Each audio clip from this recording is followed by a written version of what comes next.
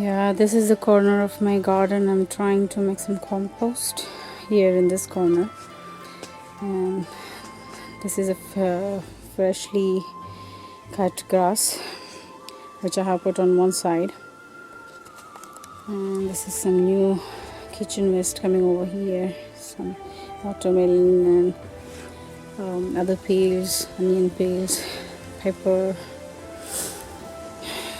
And what is here?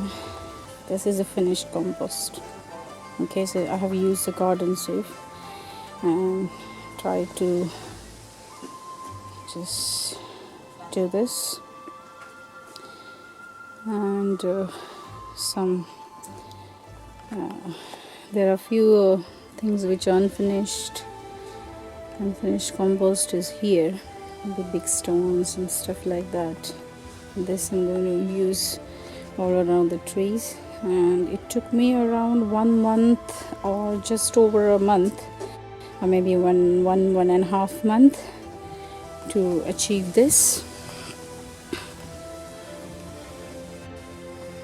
So as you can see, looks better. This is the color of the soil in the garden, if you see. Okay,